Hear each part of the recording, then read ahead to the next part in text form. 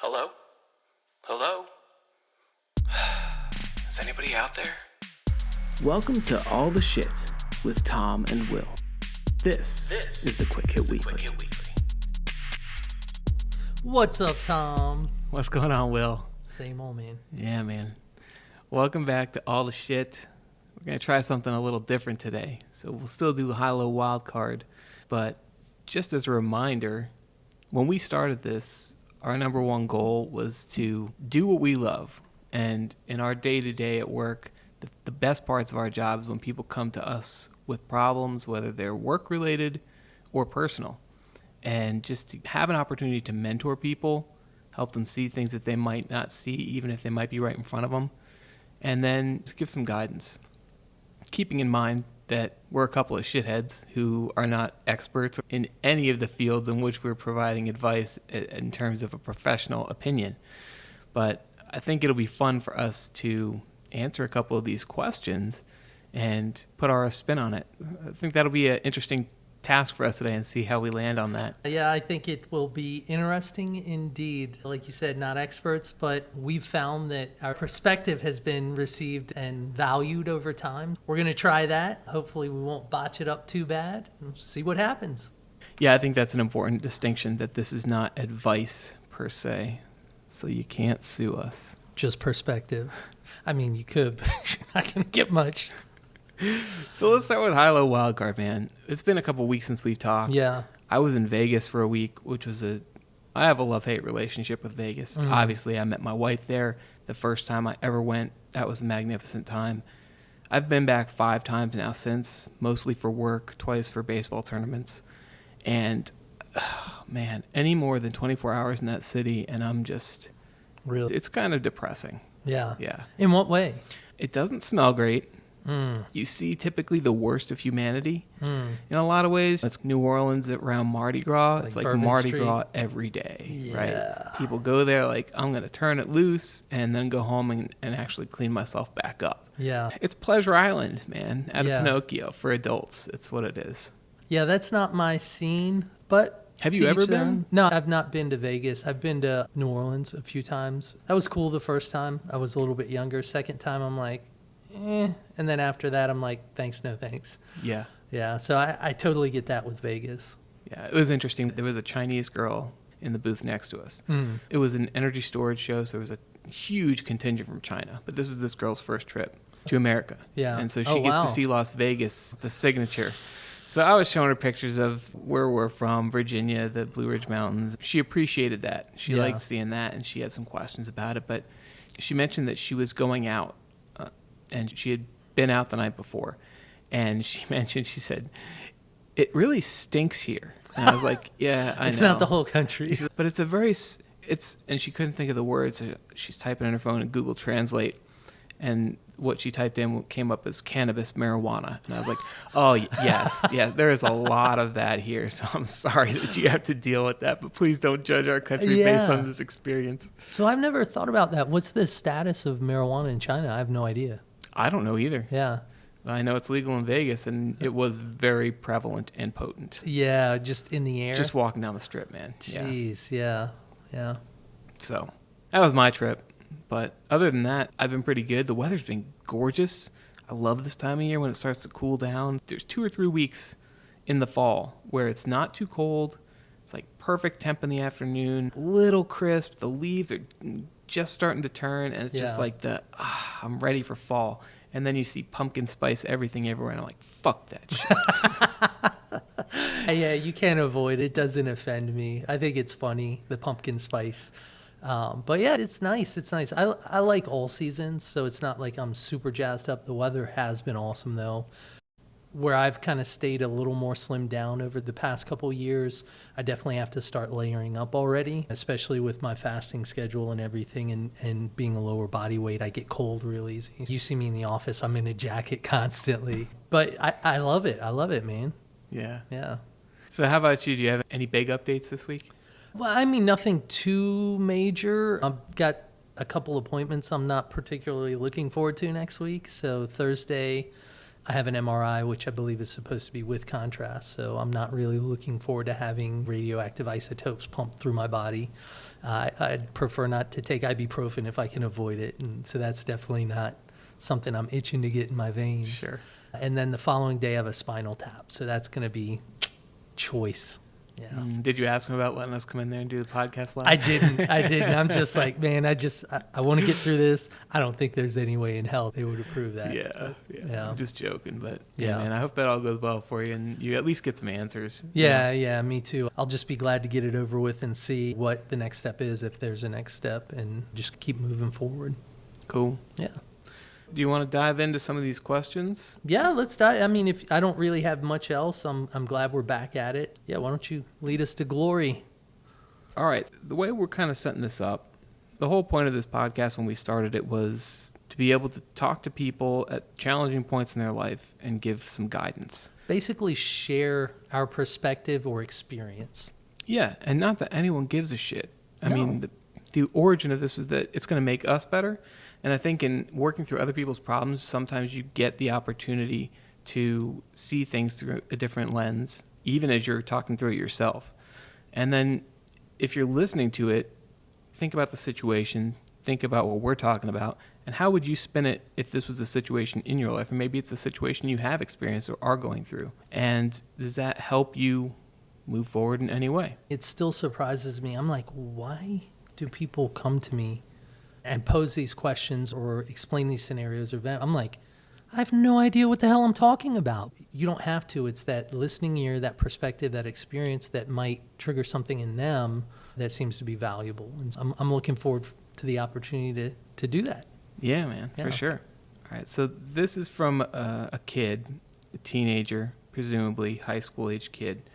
And he says, there are times that I feel capable of doing some things, especially leading. But for some reason, even if I do my best, a group of people will notice the things I'm having a hard time with and say something offending or insensitive as a joke that really get to me. At this time, I'm challenging myself to run for our school officer. I'm guessing he's talking about a class counsel or something. But I'm starting to doubt my own capability last minute. What should I do? I really want to be the voice of those students who are having a hard time like me, as they choose to keep quiet because that's the only choice they have. Do you have any thoughts right off the bat? Absolutely. Let it rip, buddy. Let it Yes. rip. The first thing that grabbed me was the heading, am I capable enough? And I'm like, whoa, this is going to be good. So there's a couple different things here. First, am I capable enough?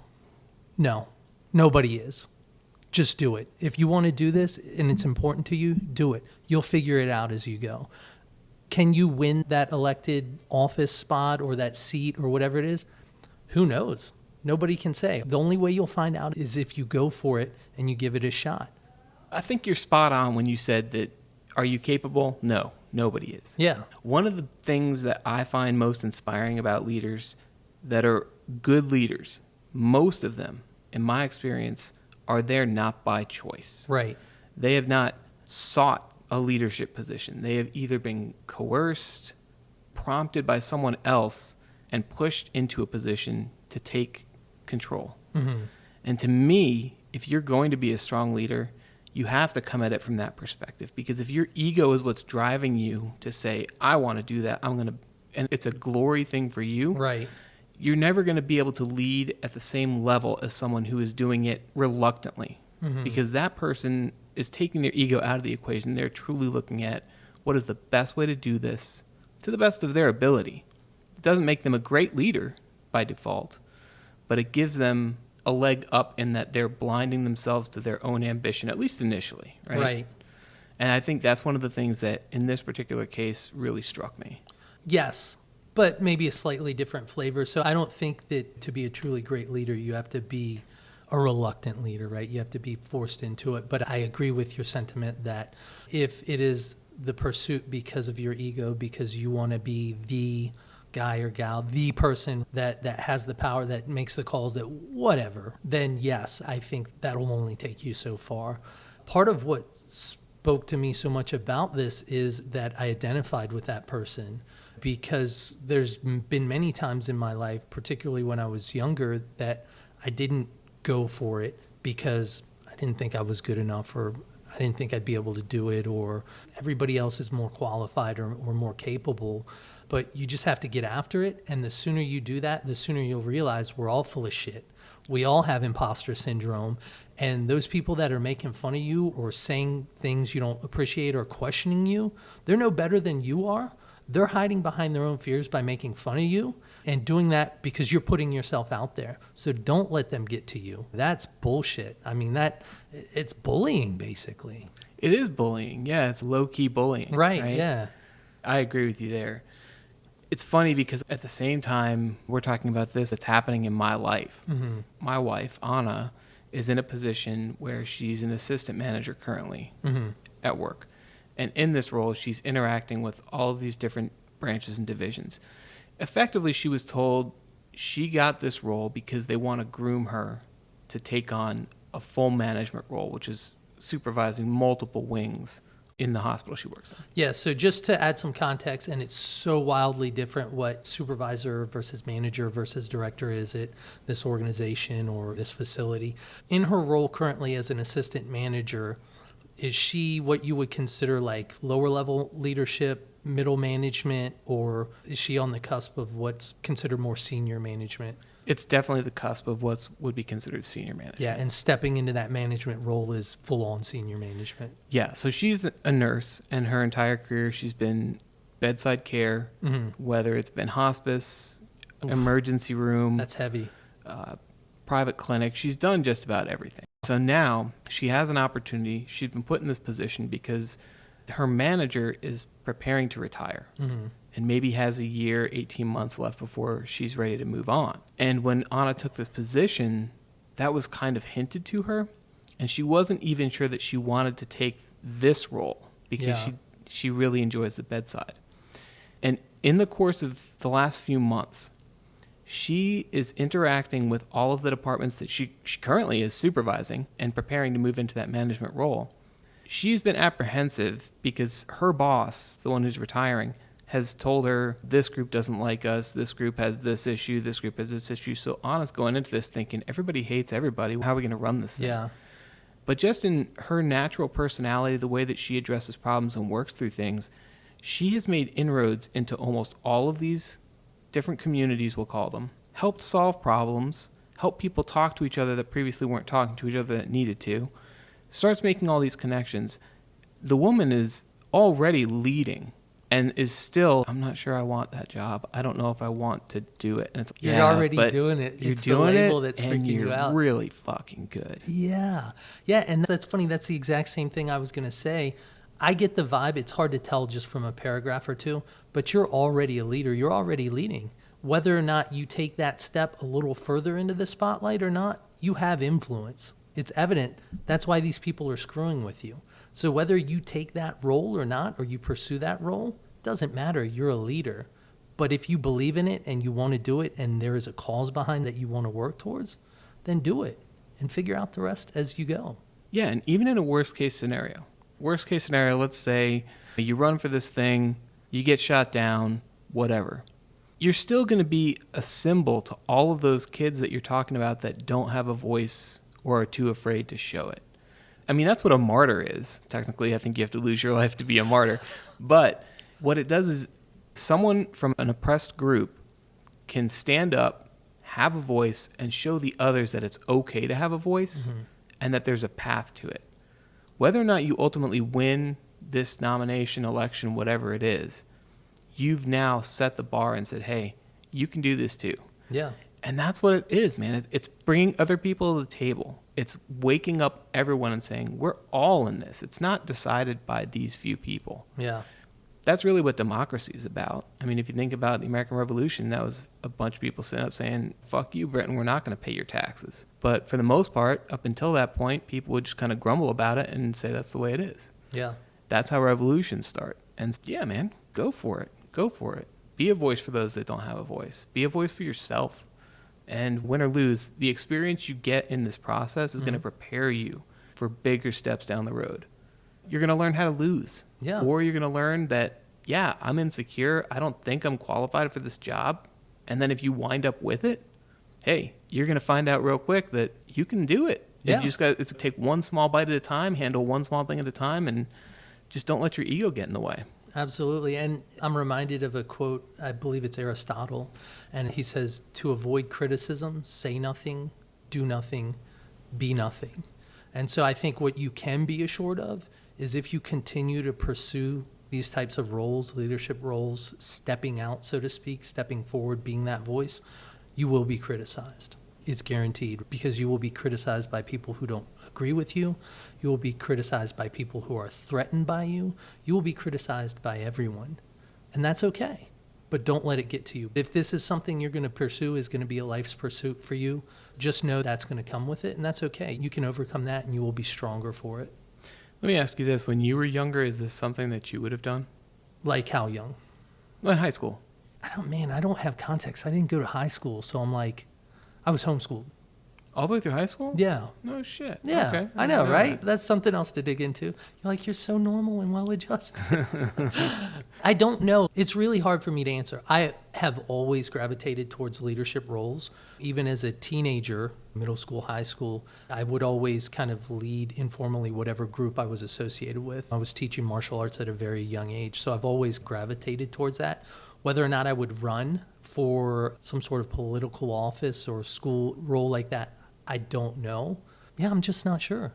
I don't think I would have done it in high school. I think I was too concerned with how I was viewed by others and what other people would think. I would have fallen into that group of people that didn't think I had a voice. Ah, yeah.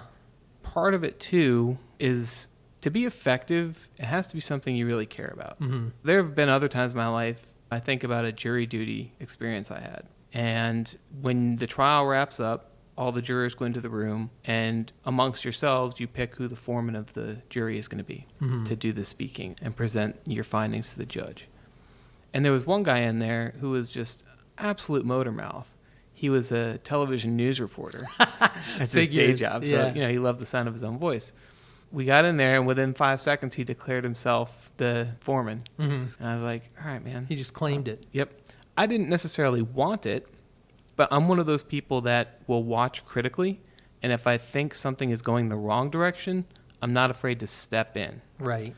But I'm not one to raise my hand and volunteer to be the guy. Mm-hmm. So I was just watching very critically. He did okay. He Got the job done? got the job done. Yeah. If it was something that I was super passionate about, maybe I would have stood up and said, yes, I'll do it, or I want to do it. But for the most part, I'm content to let others who want it lead until the point where I say, I'm not following you anymore. And I can tell that half these people are checked out. So time for a regime change, effectively. Yeah. Stage the coup. I've always been more of a revolutionary in that sense. Really? Yeah. As I've shared with you before, I'm always like, I've never cared. If kids were ganging up and they were getting ready to blow up a frog with firecrackers or something, I'd start hitting kids in the mouth. I didn't care if it was me against them. I would stand up. But when if your somebody was morals and principles Yeah. are called into question or threatened, you know what you're going to fight for. Yeah, if I was in that situation and there was a cause, I could have ended up finding myself in that situation if I had gone to high school. Tell me about a good leader that you've had and what has made them stand out, and then what you have tried to do to position yourself as what people would consider a good leader. I won't call out any one specific leader, but I'll call out the tenets of what I view as a good or a strong leader. It's one that has aspirations, but is very real, is very transparent, admits that they have shortcomings, that they're working on growing and developing and getting better. Really, it's that service leader approach and mentality, coupled with humility and transparency and just somebody that you can trust. Those are all the things that I've tried to embody as a leader, particularly transparency. When I really focused in on that or realized that was something I needed to work on, I feel like that's when I became a much better leader, or I really started to take off and hold my own as a leader. I think that's really important because obviously none of us know everything. In the situations where I feel like I need to stand up and say, hey, you suck at your job, effectively. Those people do not listen to other people. Mm-hmm. And whether they know they're full of shit or not with some of the stuff they're saying and doing, if you don't have the humility to take feedback without seeing it as a threat, and reciprocate with some type of intimidation, that's not a person I'm interested in being around, much Right. less working for or following. Right. Leading requires humility, like you said. The number one component of leadership to me is being able to address your own shortcomings, acknowledge when you make mistakes, apologize when necessary, and accept that failure is a part of it. Because failure is a part of life for everybody, regardless of whether you're leading or following. Yeah. But if you can't accept that, then you should not be in a position of leadership. Yeah, I agree. I think you can be an effective boss, you can be an effective manager, and not be a good or great leader. There's a big difference. Can you get things done? Sure. You can kick down doors, you can scream, you can yell, you can have a God complex or whatever you want to call it, but you're not a great leader. You're not a good leader. You might be an effective manager. There is a huge difference. And I have never seen anybody that I would consider a good or great leader that has those negative traits. They are always humble. They are always transparent. They are always open. They always strive to build trust and security and safety and do things for the greater good and not their own positional advancement. Even if I disagree with what they're doing or the method they choose, if they can explain to me why they're doing it that way, I can still disagree, but defer to them as the leader. And that's okay. But if you're not open to having that conversation, that's where the problem is. It doesn't even always have to be like, explain that to me. I need to understand that. Sure. I need you to understand my perspective just so you have that information. And then if you as the leader choose not to do something with that or to stay the course, cool. But I need you to know this because it's my perspective, and that's why you've put me around you to share that perspective. If I come to you and I say, hey, Will, this process that you've implemented, it gives me a little bit of hesitation, and here's why. Tom, stop, man. I know what I'm doing, all right? Go push that elsewhere. So that type of thing, no go. And I don't understand that. Why would you do that? First thing I'm thinking is, oh, what did I miss? Let me have it, man. Yeah, tell me more. Yeah. Tell me more. Yeah. And then, all right, I can see how from your perspective, that's how it looks. Let me share with you my thinking on this. And then if we don't agree, maybe it's worth a conversation. There's definitely certain times where, no, this has to be the way it is. We don't have room for negotiation. I need you to trust here. me on this. Yeah. But that is earned. And you Absolutely. earn that by all those other times where you welcome people and say, all right, please share your perspective and let's talk through how we can make this better if you don't think this is a And good you path. do not, and you cannot play that card every time. Otherwise, it has no value. Exactly. Yeah, absolutely. No, I'm thinking like, well, let's figure this out. Help me figure this out. Let's come up with something better together. Yeah, and how else do you identify the future leaders on your team or the valuable members of your team if you're not listening to anybody? I'll listen to everybody. If 50% of them bring a bunch of bullshit, all right, I'll still hear you out, but I'm focusing now on the percentage of people that I know are going to be there to do the hard lift when it's time. And with that, I just want to acknowledge it is much harder to be a team leader in middle management where you have a large team and to manage that and have the bandwidth to do that than it is if you have a small team or if you're higher in the organization. Yes. Emotionally, you have to have the capacity to support those people. I fully appreciate the newer you are to leadership or the less positional authority you have and the larger your team is, the harder that is to do. Absolutely.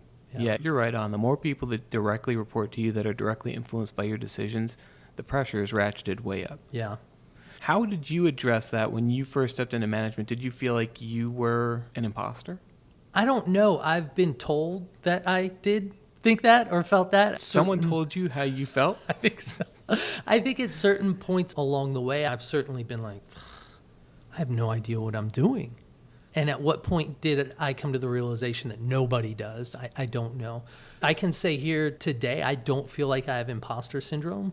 And I think part of the reason is because I'll tell whoever, I have no idea what I'm doing, but I can figure it out. And I'm confident in that. I know I can. I've been doing it my entire career and it's been working. But yeah, I would imagine early on, it's hard to kind of step back and really put yourself in that mind frame. I'm sure I did. I certainly know I said to myself, man, I don't know if I can do this, but I'm going for it. Yeah. It's funny that you say that because I remember my first day managing a large team. And it was a department that I had never worked in before. I didn't really have any experience with the hands-on of what they did day to day. Yeah. And we're sitting in this room, and they're all looking at me like, "You're gonna lead us?" And I just said, look, I don't know what you guys do day to day on the nitty gritty level. And I'm not perfect. I will make mistakes. And I'm counting on you to let me know when I make those mistakes and help me work through how to fix them. Because my role is to make sure this team functions together and the overall objective that we're assigned is completed. That's it. I want to support you in any way I can. I want to be there for you to get you the tools and whatever resources you need to get your job done. And I need your help in making sure that I'm effective in doing that. And as soon as you bring people into the fold, like you're saying, Yeah. that's not my boss. Man, that's my champion. And that's how you want to present. And that's what Anna is doing in her role now. And that's what this young person is projecting. They're ready to be a champion for all of those other people around them that don't feel like they have a voice. Yeah. And that is really fantastic. Yeah, absolutely. That champion, or sometimes it's even, hey, we're partners, right? We have different roles, different things that we're responsible for, but we're partners in this. My goal is to make sure that I get better, you get better, we get better, and we're able to do more, provide more value. And what's really fulfilling to me is when I am put with somebody that has the same mentality. And it doesn't matter if they're better than me in whatever aspect, or I'm better than them, or I have more experience, or they have more experience or perspective or whatever. And it's, yeah, let's get after it. Let's make each other better, and let's knock the hell out of whatever it is we're trying to do. That, to me, I'm like, yeah, baby. Yeah. Yeah. As soon as you take ego out of it, man, things get so much easier. Yeah. But it's all about that posturing. I couldn't imagine. Why would you want to live like that? Pile it all on me. I don't crack. I don't break. I'm the everything. I do everything. I've got. Like, why? Who needs that in their life? Yeah, especially as you get older, you're like, fuck that noise. I ain't got time for that. No, man. I want to sit back and laugh over a coffee or a beer or how I screwed something up. I love it. And that's what I love about our particular leadership group now. We bust each other's chops all the time, man. I mean, I've done so many stupid things over the years, and they've seen it and they've called me on it, and I love it. It's hilarious. I love talking about it. Yeah, everything's funny in retrospect. Absolutely. And, well, anything that didn't cause someone to die. Yeah. I thought that was a really interesting question. I really hope that young individual stacks up and throws their name in the hat for that nomination. I really get the sense you're going to go for these types of things at some point in your life, no matter what. Go ahead and get started, man. Whatever you're going to do. You want to do podcasts, your first one's going to suck. You want to lead a team, you're not going to be that effective the first time. Whatever you want to do. You want to write a book, your first book isn't going to be as good as your 10th book. Just go for it. You're never going to earn your stripes if you don't start. You got to start somewhere. A journey of 1,000 miles begins with one step. There he Make is. There he is. That's my boy. There he is. All right, let's talk about this second one, because this one I think we can really get a little juicy with. Yeah. So our next question from another individual: how do I retain energy, get more energy after and during work? I just started my first job. It's a fast food restaurant, and I bike 4 miles to get there. Before I started, I practiced biking the 4 miles, and it was hard at first, but I got used to it. But when I started working, my legs now get tired, barely biking after a mile going to work. During work, my back hurts, and it's even worse when I get home, because then my legs are tired, my back hurts, and I can barely stand up and want to immediately go to bed. I want to have enough energy to keep learning, engaging in hobbies, and hanging with friends. I also don't want my back to hurt so much during work. For reference, I'm 18, 5'11", 133 pounds. Work for 6 hours and only get 1 break. What are your thoughts, Tom? There are so many thoughts here. Before we go on, everything said will be said in love, with the intent of providing guidance, perspective, experience to help someone like this get better. All right, this guy's 5'11", 130 some pounds. Yeah. First off, appreciate the height. I'm a little jelly, not going to lie. I'm 5'11", 210 pounds. Yeah. Fast math, what is that difference? A lot, Tom. Well, let's put it this way. I'm 5'6", and I've been 230. So I've had 100 pounds on this kid at some point. It's so hard to get in. There's so many factors we don't know, so many variables that make a difference. Let's start by this. Just based on your bio information, it's conceivable that you have not led a very active or rigorous life. That's where my head goes. Initially, I'm thinking, first of all awesome that you have a job and you had the initiative to go out and get a job. Yeah. B, that you have to ride a bike 4 miles to, or is it 4 miles or 4 hours? What do you say? I think it was 4 miles. Point being with that, you're a badass in the making, buddy. Yeah, absolutely. If you can get up and ride your bike 4 miles to get to work and back home, and you have the drive to do that, kudos to you. That's the hardest part, is the mental game to be able to step up and do that. The physical side of it, I'm guessing that this individual has probably not been very active over the course of their life to this point. And this should be the catalyst to get you started on that path. Absolutely. First of all, your weight, you may or may not be able to do much about that at this point because your body's going through that change in your late teens where metabolism's all out of whack. Who knows? There's definitely people that can eat a boat and still not gain a pound, right? Yeah, what's really not clear is the desire simply to have a greater capacity for work, or do you want to bulk up? Just reading these stats, I'm thinking they may want to get bigger, grow into their frame a little bit, and that's certainly something that can be done. But if you are what's typically classified as a hard gainer, and at 18, 5'11", 130 pounds, you're probably a hard gainer. Yeah. You can overcome that, but it also takes work. It's not easy. Yeah, and to me, I'm reading this. I'm not thinking that this person is looking for fitness advice, but ultimately, they want to eliminate the pain they're feeling. But the way to eliminate that pain is fitness advice. Yeah. Right? First of all, thinking about what you're wearing is key. If you know you're going to be on your feet, get some footwear that will support you adequately. Spend the money. If you got to drop $200, your first paycheck, I know it's a lot of money. This is your first job. It will be an investment that will pay dividends. Yeah, and you should not have to spend $200 on shoes, but the point is made. Invest in a quality pair of footwear. Yeah, well, I throw that out there because I think some of the on your feet all day work boots type construction stuff, you could easily spend $150, $200 on those. I don't think this guy needs leather steel-toed boots for a fast food job, but point taken. The thing I think is most important, that is the easiest to change right off the bat, is probably posture. If your back is hurting from riding your bike, and particularly from standing, it's probably a posture-related thing. You probably have some type of pelvic tilt that is pinching your low back, and then you're getting that tightness in it. I would guess it's from sitting constantly when you're not at work. Right? Hamstrings are tight. Your pelvis is rotated from neutral forward. Yep. Because your quads are pulling you down. Your hip flexors, quads are pulling you down because you're constantly in that seated position, and that pinches your back on the other side.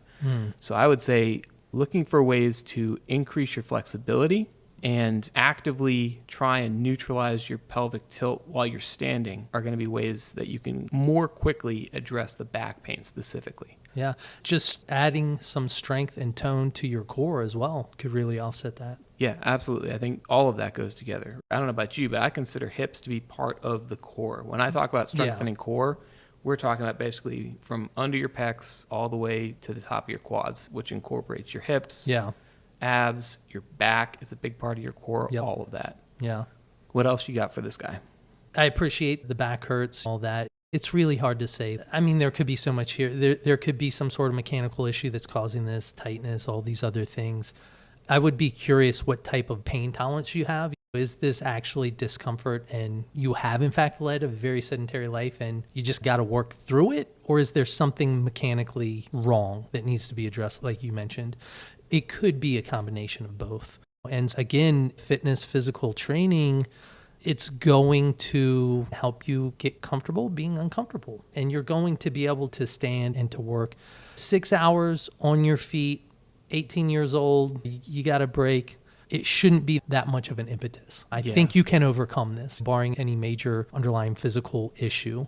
And so really, are you prepared to pursue that? I think so. If you've got the drive to go get a job, to bike 4 hours. 4 miles. 4 miles. Yes, sorry. To bike 4 miles, I think you probably have the drive to overcome this. So I would start with a very basic fitness routine. It could be calisthenics and stretching, mobility, things of that nature.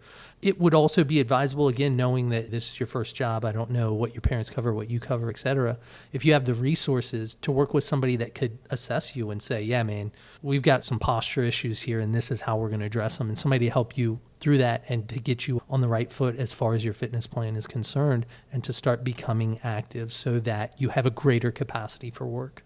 There are great YouTube videos out there. Physical therapists put stuff out there all the time on Instagram, YouTube. So if you do a search for low back pain fixes, mitigation, whatever, you're going to find some stuff that is very passive. It doesn't involve any type of weightlifting or physical training. It's all about putting your body in the right position and doing a little work on the stabilizer muscles that a lot of times, if you don't use them regularly, just turn off. Yeah.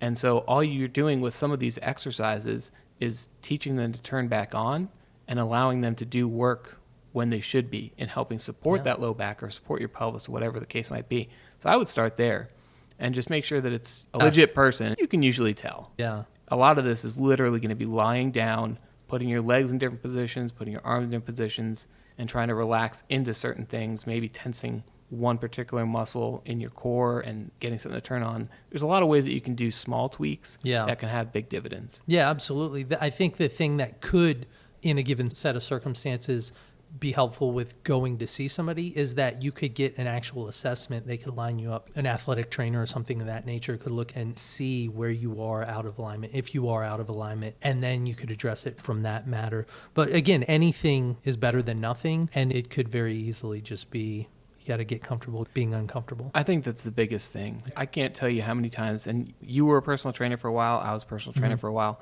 So many people come in the first time, they do 10 push-ups. Yeah. If you've never done anything before, you're going to be sore the next day from 10 push-ups. And even if you're like, what? That's it?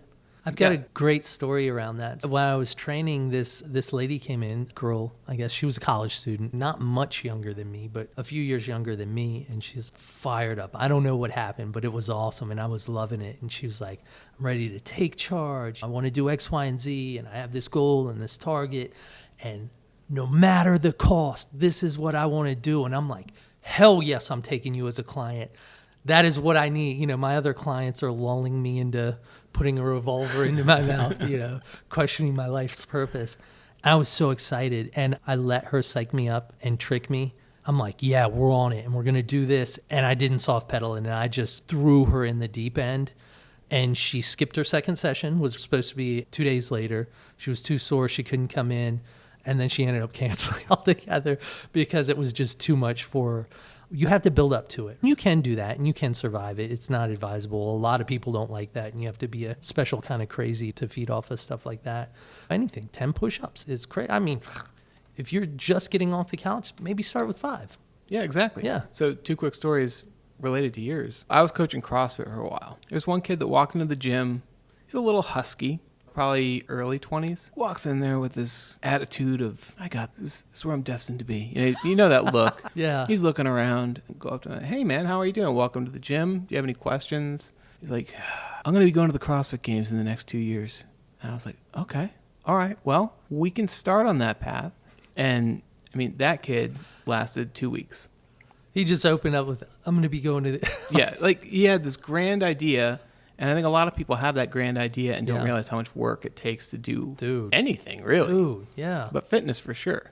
The other example is a 45-year-old guy came in, wanted to get in shape. He wasn't out of shape. He wasn't overweight. So the first workout I put him through, I'm like, all right, man, here's what we're going to do. I showed him how to do a proper push-up. I showed him what I want him to do for sit-ups. I showed him how to do an air squat. I said, we're going to do a 5-minute workout. You're going to do 5 push-ups, 10 air squats, and 15 sit-ups. And you're just going to do that on a cycle, pace yourself, and let's get 5 minutes. This guy was, like this girl, jacked and ready to go. He was so excited. Banging him out. He lasted 1 minute and 30 seconds, rolled over and vomited on the middle of the floor. He was like, 5 minutes? Fuck that. Let's go. Yeah. Vomited on the middle of the floor. I love the commitment, though. He went for it. And he looked at me and he goes, holy shit, I need some work. You're like, now we begin. I trained him for 2 years. And he was awesome, right? He was awesome. And by the time he was done, man, the progress he made, because he knew in that moment, he realized this is going to be a lot harder than I thought it was going to be, but I'm still going to commit myself to it. And that's the difference. It's mindset.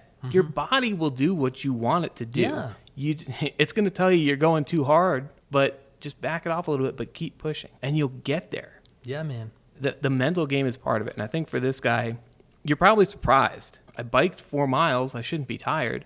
If you've done nothing, yeah, you're going to be tired. If you're used to sitting all day, yeah, staying on your feet for 6 hours with a 30, 15-minute break, yeah, you're going to be tired. You're going to be a little sore. But your body builds up a tolerance to it. Yeah. So you can't look at one day and say, oh, my God, this hurts.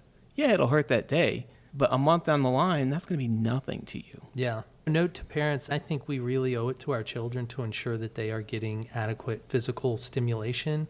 It's not like I grew up on a farm, so to speak. I mean, kind of did. It was not like a commercial agriculture type farm or anything. But I was cutting grass, I was splitting wood, I was helping my parents, doing all sorts of stuff, and I enjoyed it. My brother and I, we'd see who could do the most whatever. When I went out into the world, when I got a job, I worked as a park ranger, a maintenance ranger at a state park, and it was no big deal. I had it at that point, and I would just say as parents, let's make sure we're not letting our kids turn into complete couch potatoes, because they will need, we don't all have to be athletes, but they need a certain level of physical fitness to make it to and through adulthood and be healthy, contributing members of society. As you think about getting older, at 18 years old, if this is something that's going to be a roadblock for you, a little bit of pain because you biked 4 miles and stood on your feet for 6 hours, if that's an impediment to you getting better, imagine what you're going to be like at 30, 40, 70. Yeah, man. I mean, that's the big thing, is you want to make sure that your later years, you're not completely bedridden. Yeah. And to do that, there's a precipitous decline. But if you can measure out, at 40 years old, I still want to be able to deadlift 300 pounds. Great goal, because you're going to maintain that and you're going to have a freedom of life that a lot of people don't otherwise. So Hey. it's worth the investment up front. Yeah, and what if at 40 you don't want to deadlift? Whatever, cool. What if you want to get on the floor and play with your kids? What if you want to get on the floor and play with your grandkids, your dog, whatever? We are designed to move. Get up off your ass and move. Move, America! Move! There you go. There's your thoughts for the day, your perspective from a couple of shitheads who we've been around the block a few times, but we're still walking. We hope you enjoyed hearing our perspective, and if not, go fuck yourself. We don't need you. If not, let us know why. Yes, that's the more important and probably more professional way to put it. Let us know why, because the whole point of this is to have a conversation, to have a debate, to disagree, just like we talked about the leadership aspect. Mm-hmm. Invite people in. Tell us why you disagree. Let's have a conversation about it, and let's see if we can come to a consensus. Yeah. If you think we're full of shit, let us know, because I want to learn and grow from that. If you've got a perspective that could open my eyes to something, I want it. Yeah, we know we're full of shit. Absolutely. You know, there's some things that we have less shit about than others. But yeah, for the most part, we're just doing our best to live a life that's less messy. Less shitty when we deal with all the shit. Well, thanks for your time today, buddy. It's always Thank good you. to see you Yeah, and hang man. out. It's good to finally do this again. Yeah, man. Yeah. Catch you next week. Yes, sir.